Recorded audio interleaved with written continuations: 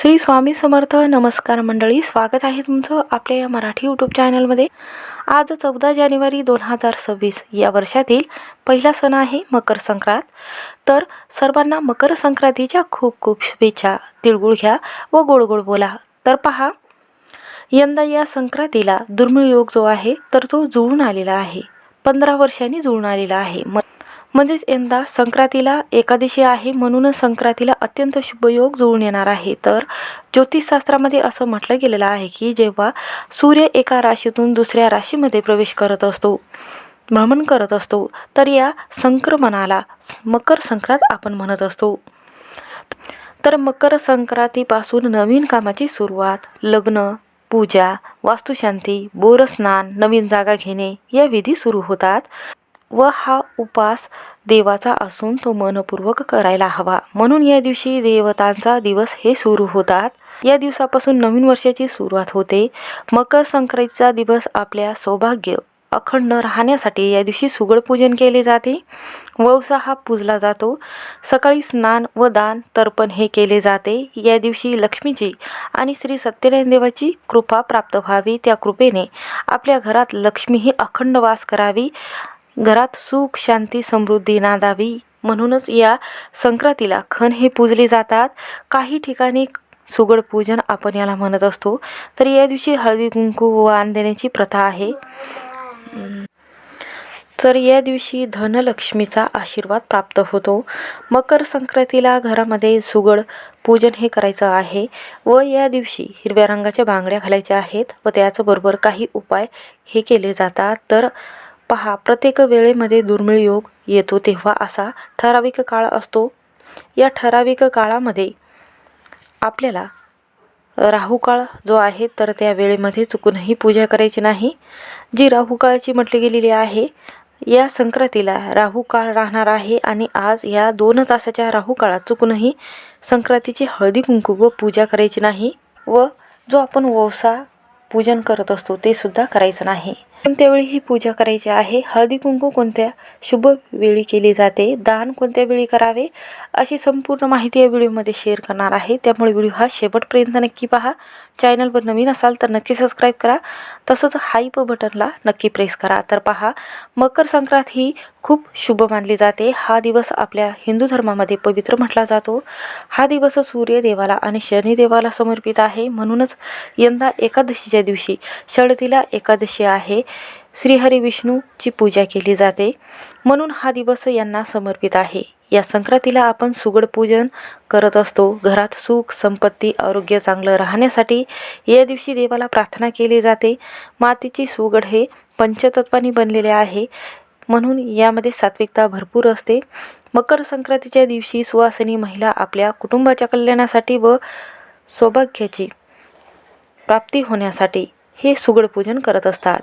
सुगड हे जे आहे तर सुगड म्हटलं गेलेलं आहे याला. हे घट या शब्दाचा अर्थ असा होतो की सुगड हे बाजारात 2 प्रकारचे आहेत, मोठी छोटी. हे निसर्गाने आपल्याला दिलेल्या अन्नाचे पूजन आहे. मातीच्या घटात अन्न भरून ते देवाजवळ म्हणजेच देवघरामध्ये पूजन याचे केले जाते आणि आपल्या घरात वर्षभर अन्नाची कमतरता न भासावी त्यासाठी सुगड पूजन केले जाते. हे पृथ्वी तत्वाचे प्रतीक म्हणून ओळखले जाते आणि संक्रांतीचा सण हा सुगड पूजन करून केला जातो. तर यंदा मकर संक्रांतीला पिवळ्या रंगाची साडी ही चुकूनही घालू नका, कारण हा संक्रांती देवीने रंग जे आहे या रंगाची साडी परिधान केलेली आहे. हा रंग पूर्णपणे वर्ज्य म्हटला गेलेला आहे.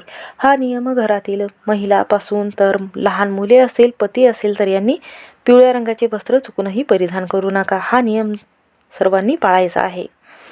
तर मातीची सुगड या पूजनाला लागत असतात. प्रत्येक सुवासिनीला 5 सुगड हे लागत असतात.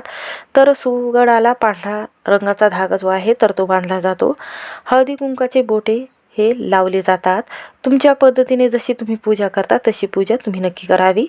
तर पहा, सुगड हे स्वच्छ धुवून घ्यायचे आहेत. त्यामध्ये आपल्याला तीळ व वाणाचे साहित्य, बोरं, गव्हाच्या ओंब्या, पावटा, गाजर, वटाणा, भुईमुगाच्या शेंगा, जेवढ्या आपल्या शेतामध्ये धान्य असतात व भाज्या असतात तर ते या सुगडामध्ये टाकून आपल्याला पूजन हे करून घ्यायचं आहे. वौसा म्हणून पूजन याचं केलं जातं। त्यामुळे त्यात तांदूळ गव्हाची रास ठेवून त्यावर हे सुगड ठेवले जातात। तर सर्वात प्रथम पाठ ठेवावा, रांगोळी काढावी, सर्वात प्रथम दिवा हा लावून घ्यायचा आहे, दिव्याची हळदी कुंकू लावून पूजा करायची आहे, तांदळाची रास टाकून हे सुगड पूजन करायचं आहे, हे झाकून ठेवायचं आहे। आता तुम्ही पूजा करण्या अगोदर सर्वात प्रथम लवकर उठायचं आहे। असं म्हणतात की या दिवशी सूर्यदेवाला व तुळशीला जर पाणी अर्पण न केले आणि तुळशी माताला कच्च्या गाईचं दूध जर अर्पण न केलं तर जन्मोजन्मीचे पापही नष्ट होतात। या दिवशी चुकूनही तुळशीला पाणी अर्पण न करू नका, कच्चं दूध अर्पण करायचं आहे किंवा उसाचा रस तुम्ही अर्पण करू शकता। तर आरोग्याच्या संबंधित सर्व समस्या ह्या दूर होतात। म्हणून सकाळी उठून स्नान केल्याने त्याला अश्वमेघाचे पुण्य हे प्राप्त होते। पांढरे तीळ टाकून या दिवशी स्नान करावे, सूर्यदेवाला तीळ टाकलेले पाणी अर्घ्य द्यावे, ज्यामुळे घरातील सर्वांचे आरोग्य हे चांगले राहील। या दिवशी जेव्हा तुम्ही वौसा पूजन करण्यासाठी जाता त्या वेळेमध्ये एका हातात आपल्याला 13 बांगड्या घालायच्या आहेत आणि एका हातात 12 बांगड्या अशा तरता आणि चढत्या रंगाच्या हिरव्या बांगड्या आपल्याला घालायच्या आहेत। 1 लाखाची बांगडी आपल्याला घालायची आहे व पहिलं वाण व सुगड पूजन केलेलं आहे तर ते तुळशीला अर्पण करायचं आहे आणि दुसरं देवाजवळ अर्पण करायचं आहे आणि 3 सुगड जे आहे तर आपल्याला एखाद्या महिलेला वाण म्हणून द्यायचे आहे। यामुळे घरामध्ये पैसा येतो व गरिबी ही दूर होते आणि सूर्यदेवाला अर्घ्य दिल्यानंतर घरातील देवाची पूजा ही करायची आहे। श्रीहरी विष्णूचा अभिषेक करायचा आहे। त्यानंतर आपल्याला खण पूजन किंवा सुगड पूजन हे करायचं आहे। तर चुकूनही सूर्य पूजना अगोदर आपल्याला हे सुगड पूजन करायचं नाही। सुगड पूजन करण्या अगोदर सूर्यदेवाची पूजा आपल्याला करायची आहे, हा नियम पाळायचा आहे। सुगड पूजन करत असताना यामध्ये तुम्हाला 5 विड्याची पानं ठेवायची आहेत, यावर हळदी कुंकू अर्पण करायचं आहे, त्यावर ओटीचे साहित्य ठेवायचे आहे। त्यानंतर गणपती बाप्पाचा अभिषेक करायचा आहे। गणपती बाप्पाला अष्टगंधक फुले त्याचबरोबर जास्वंदाचं फूल अर्पण करायचं आहे किंवा 21 दुर्वा अर्पण करायच्या आहेत। यानंतर सुगड पूजन करायचं आहे। तर पहा अशी कोणती वेळ आहे की राहू काळाची असते, या वेळेत चुकूनही हळदी कुंकू किंवा संक्रांतीची पूजा करायची नाही। तर प्रत्येक दिवशी व तिथीला साधारणतः 1.5 तासाचा हा राहू काळ असतो, अशुभ काळ म्हटला जातो आणि हा शुभ काळ कोणत्याही सणाच्या दिवशी शुभ कार्यासाठी दानासाठी अशुभ मानला जातो।